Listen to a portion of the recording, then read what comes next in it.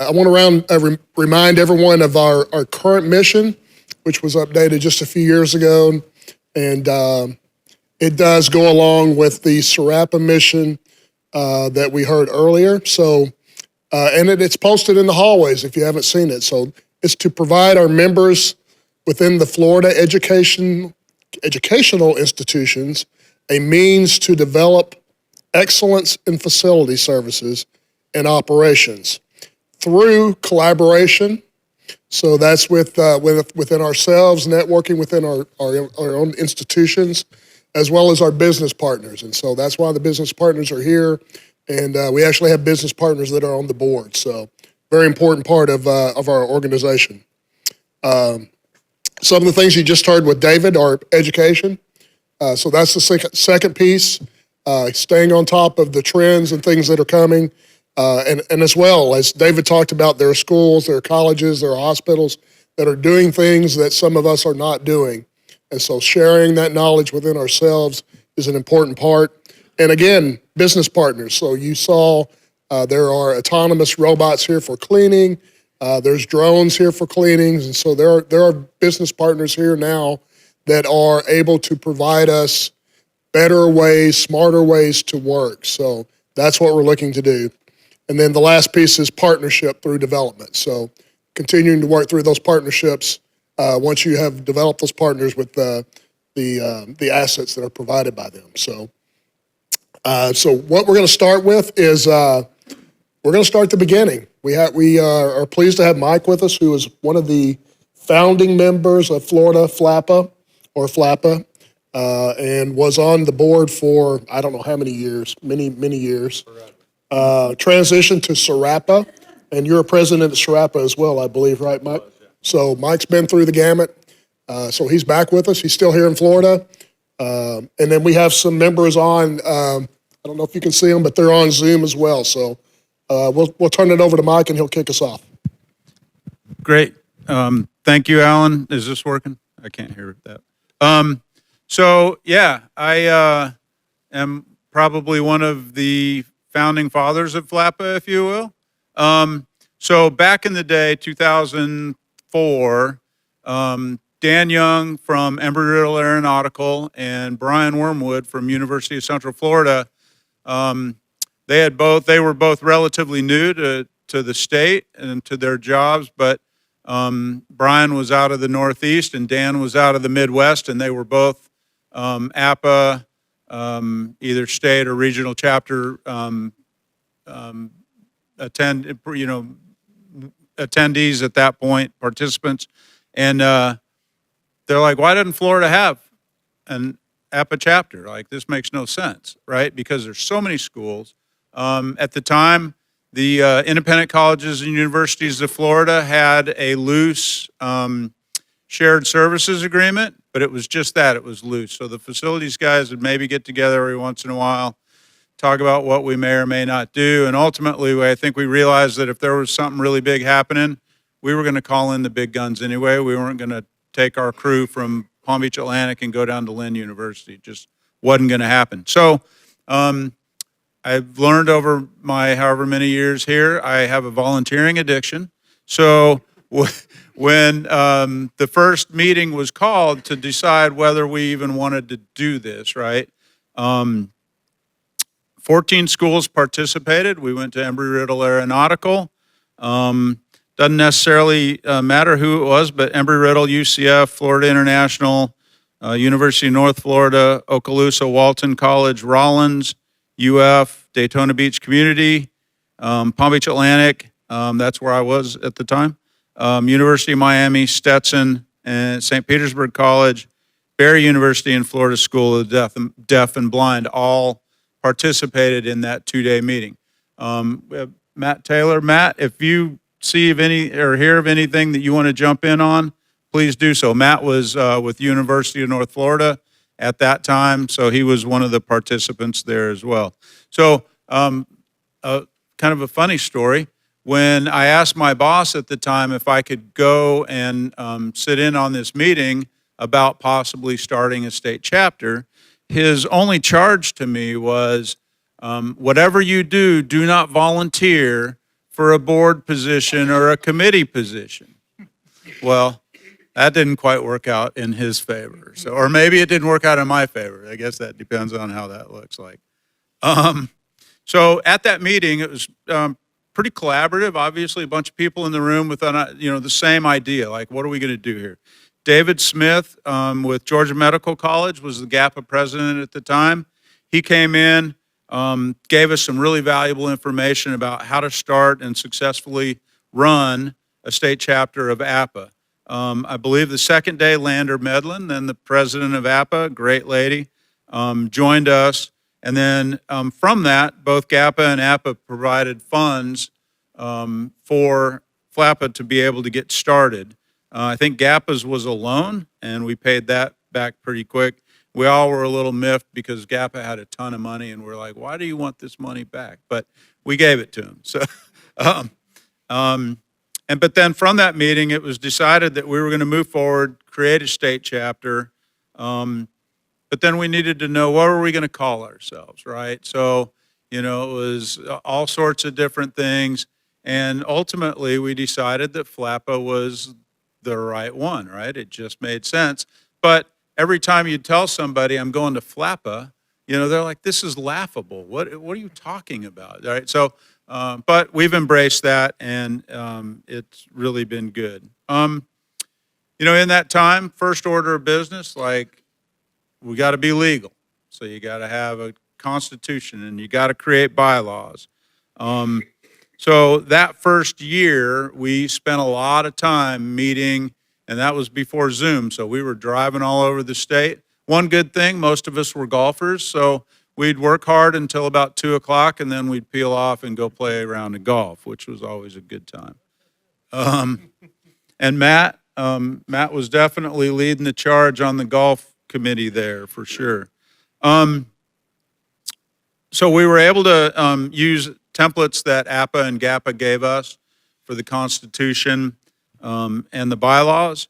And then as I was looking at them the other day on the website, I see that there have really only been 5 edits to that document. The first 2 happening in June and July of 2024 or 2004. So, that says a lot about, the commitment to what's in that document. As I read through it the other day, I was like, ooh, are we doing that? Or, maybe I should talk to Alan about what this looks like. So maybe that's a sidebar conversation at some point. But, Brian Wormwood always says, we wrote the bylaws, we can change them if we want, right? So they're ours, we can fix them if we ever needed to. And then important things that we discussed through that time, were member classifications. We made sure, because I worked for an outsourced facility company at a school, generally APPA didn't necessarily recognize the contractor there. So we made sure that, or I made sure that they were included and that we were able to participate on the school level. We weren't, relegated as a non-voting member or whatever else, that we could really be part of that and represent the institutions that we serve. We're making decisions every day for the institution we serve. We should be able to do the same thing at, state chapter level of this. One thing impressive about FLAPPA, we set the dues, annual dues for the schools at $100. It's still $100 and still includes every person on your team that you want to include. So that's pretty good value and stayed like that forever.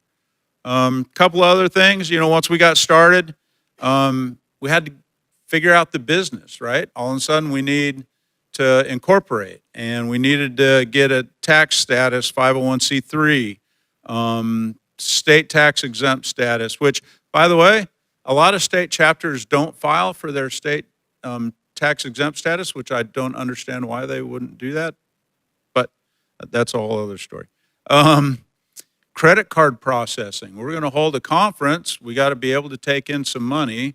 And then with that, we got to have a bank account that's going to be able to handle a lot of money, right? So all those things, building a website, a transactional website. If we're going to have a conference, they got to register.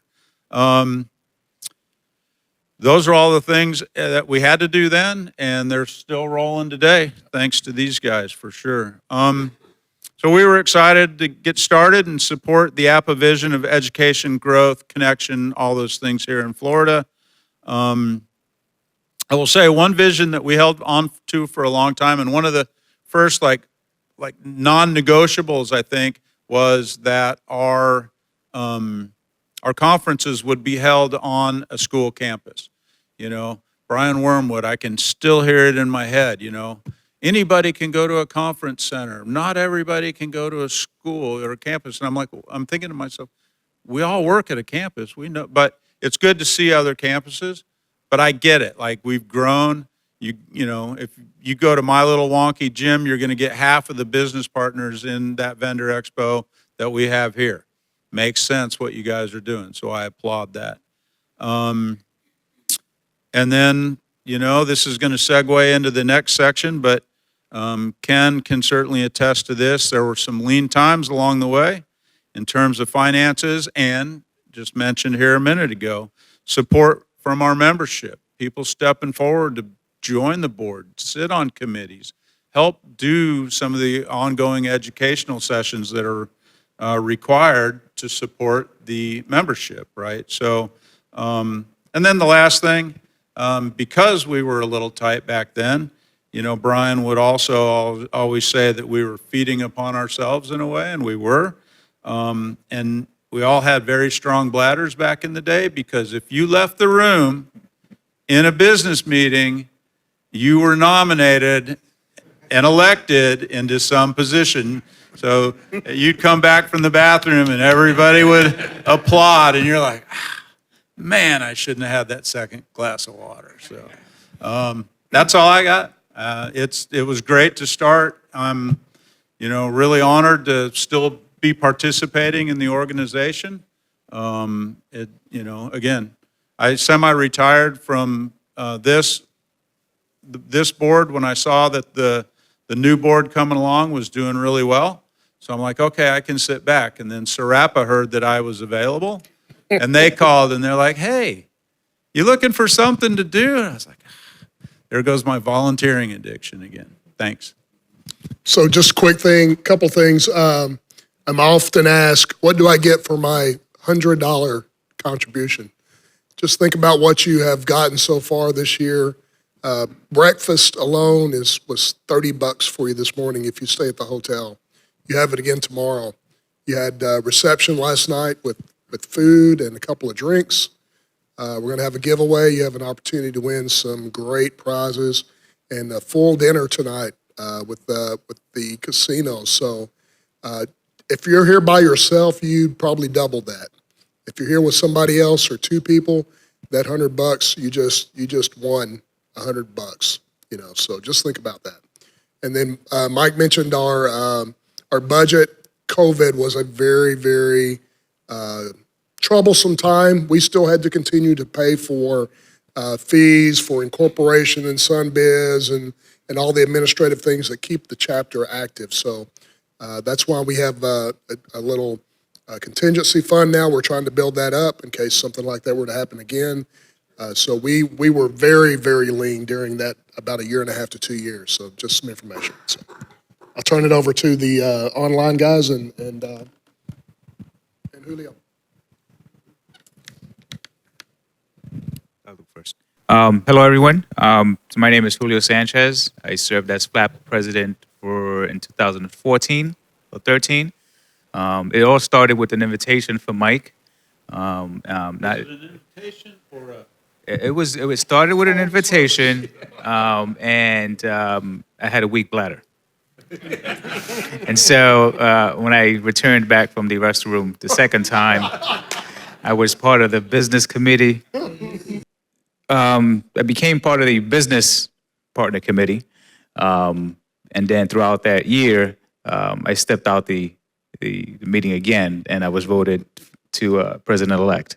So that's how I became. So don't be afraid to join or to attend one of the meetings. I'm not sure if that's still the same practices.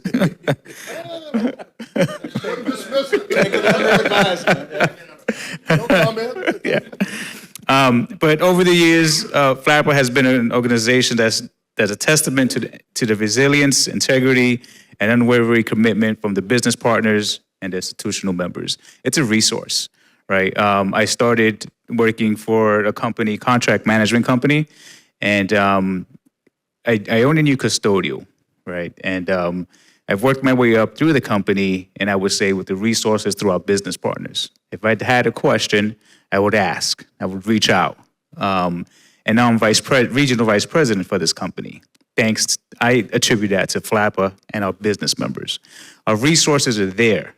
We just have to reach out and use them. Don't be afraid to, a lot of schools I used to drive by and stop and reach out and introduce them to FLAPPA. Hey, this is what FLAPPA is. A lot of K through 12s. I remember we started doing K through 12s back then also, Mike.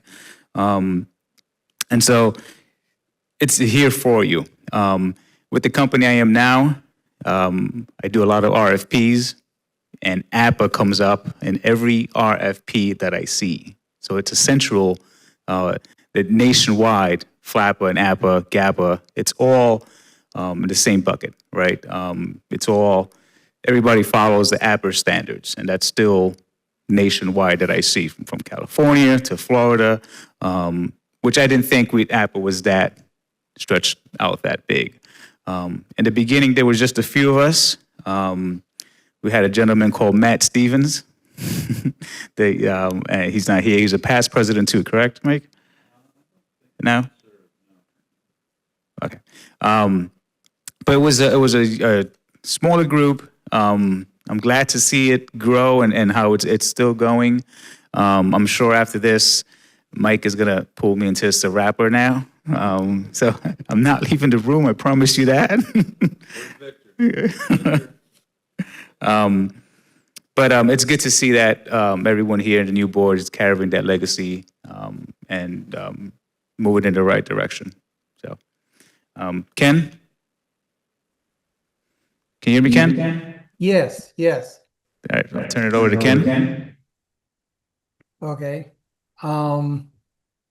So, just to maybe echo some of the things that were said already, I worked for Mike Steger at Palm Beach Atlantic University, and FLAPPA was already moving along, and he asked me if I would help with the conference, and yeah, something like that happened where all of a sudden I was on the board. So that does happen, but the thing I learned from that is sometimes that we have to be pulled or pushed into something. And over the many years that I was on the board and helped with FLAPPA, I have grown so much getting to know the different directors, the different facilities people, the business partners, and that was the business partners was such a great concept that they weren't just vendors, they were business partners, and they proved to be that way. And the whole FLAPPA organization is filled with integrity, professionalism, and a vision to grow our own lives, but also help other people grow. And I think that impact over the years working with FLAPPA, meeting with people like that, meeting with people with strong integrity like that, and some of those people pushing me into things I wouldn't do, like helping set up the conferences, reaching out to other institutions. Sometimes we need a push. We all have jobs, and FLAPPA is like an extra job you don't get paid for. But I know that I grew so much. And I know that that I've seen other people flourish, and I've developed relationships with people that not only friendships, but relationships that I can call people at any time if I have a question and say, hey, have you ever used this? And you get questions answered so quickly.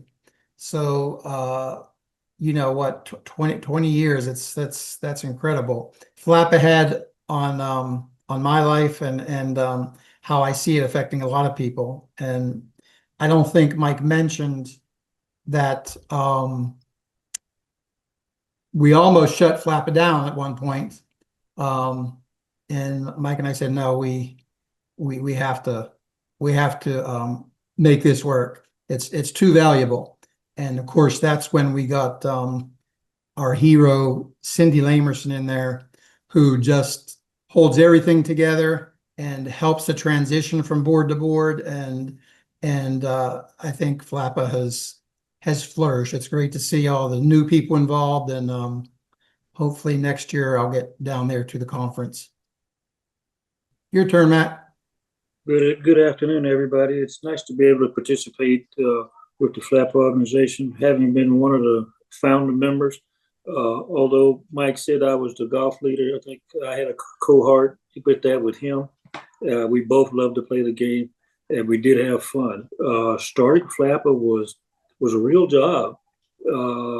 We stuck it out and stuck it out. Matter of fact, I still have my 2005 bag, Mike, from the first conference we had. Business partners played a big part of our organization. And I talked to every business partner that we had. As a matter of fact, one that was a partner before contacted me here a couple of months ago, and Cindy's been working with her to get back into as a business partner. There was also a business partner on the board itself. But FLAPPA began as, like Mike said, FLAPPA was kind of laughable. You know, you say FLAPPA, what do you mean by FLAPPA? Well, this is what means is APPA is just the Florida chapter of APPA, just like you got GAPA, you got TANAPA, Tennessee, TAPA for Texas, but we stuck it out.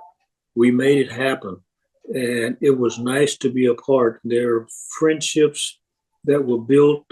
Mike and I have known each other now for 22 years, I think it is, Mike, when we first started this organization, and we've hung in there ever since. When I got an email from Mike the other day, he said, "Do you remember blah, blah, blah about how many schools started with us?" And all of a sudden, my brain started to work and said, "Oh yeah, this is where we are. This is how we did it." And it was great to be a part of that process. It was just a wonderful thing. We learned a lot. We learned from different schools. Well, how are you doing this, and you're doing this way, et cetera, et cetera. One of the things that we used to do with the board, we'd always have somebody from the state finance department to come down and talk to us about, this and that, about finances and how to deal with it. We were able to get creative with what we had, with the monies that we had. And I'll tell you, there are times when we use vacant monies for positions. At the end of the year, we turn around and buy things that we needed because you had that much money left over.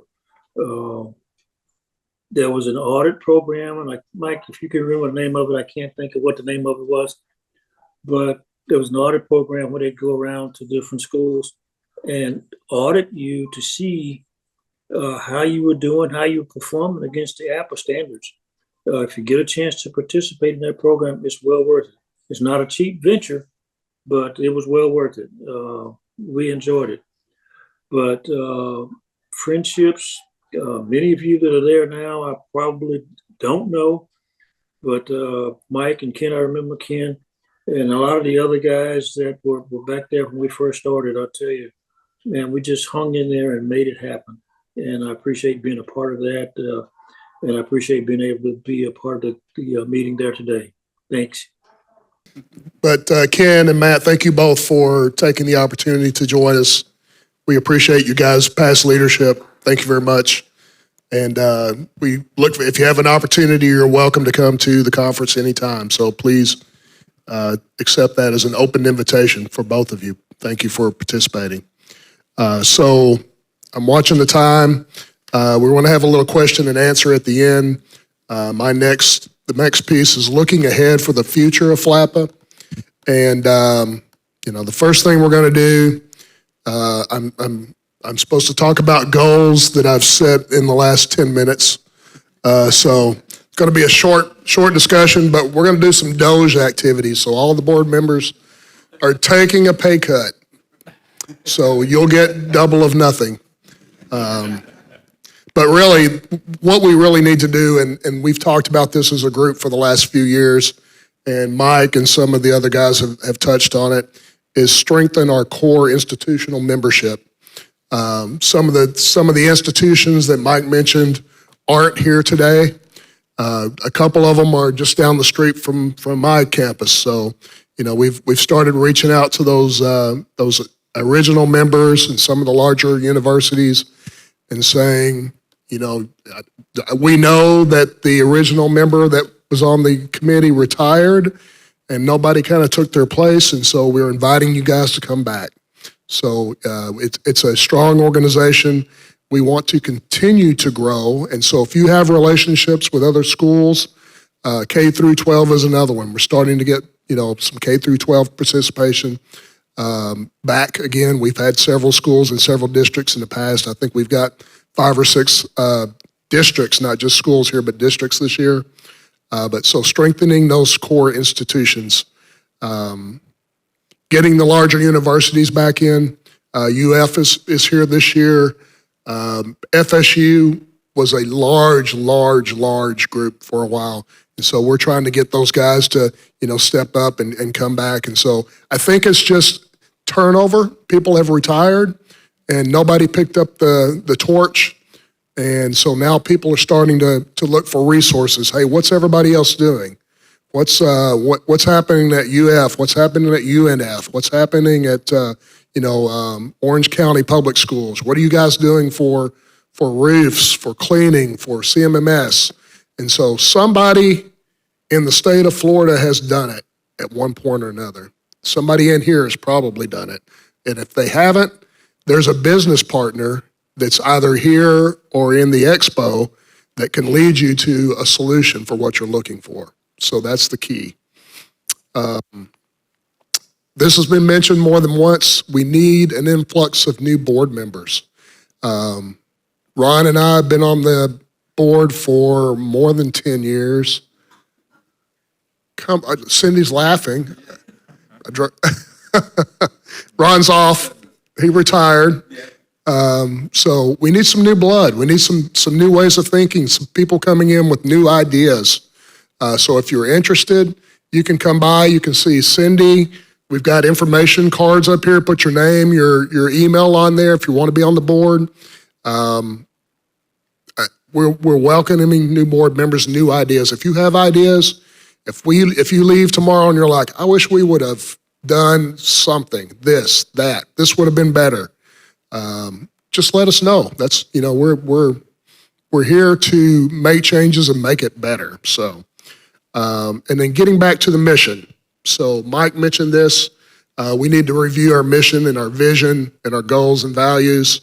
Right now, working amongst ourselves with the vendors, improving educational opportunities. And so we'll start in the next couple of weeks looking for who's going to present next year. What are the key topics that people are looking for answers for? Is it AI? Is it robotics? What does that look like? And we've had some really good sessions this year. So if you have ideas on that, just let us know. And then continuing partnerships with our business partners. That's come up several times in the past, as well as, that's what makes us successful. So that $100 that we take in for the annual membership doesn't get us a conference. Without the help of our business partners, we're not here. So continue to support those people, go by and talk to them. And, sometimes you're looking for that solution, sometimes you're not. But, next year, you may need somebody to come in and clean your building with a drone, or you may need an autonomous floor cleaning solution, or, a new roof or furniture for a new building, or, there's all kinds of opportunities here. So just take advantage of that. So we're running right up to 8 minutes before. I want to get done by 3, but we want to have time for question and answers. Does anybody have any questions from past members or going forward? Just raise your hand and shout it out.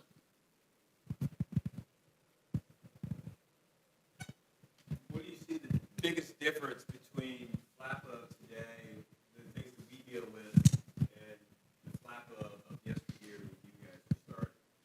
That's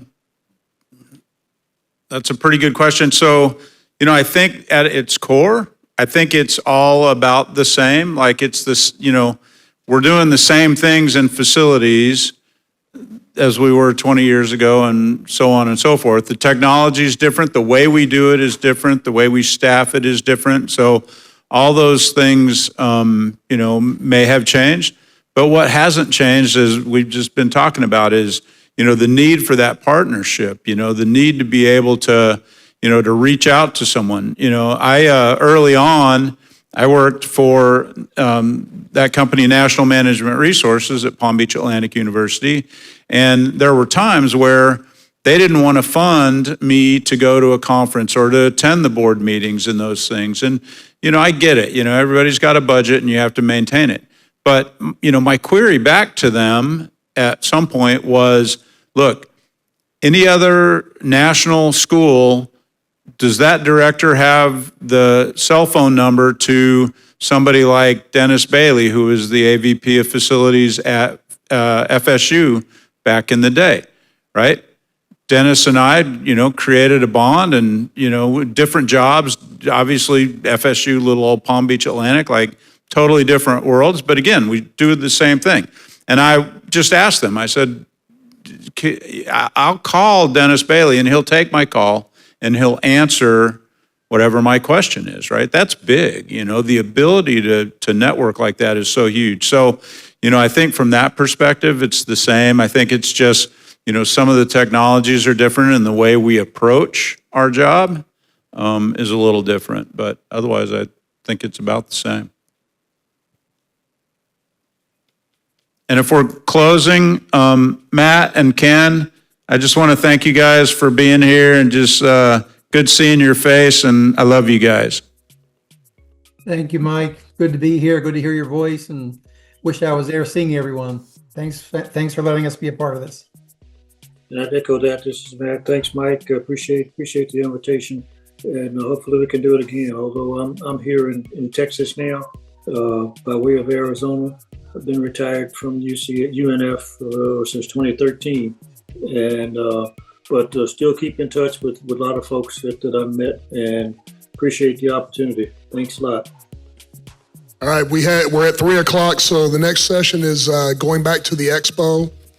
Please spend the next hour and a half in the expo. Thank you.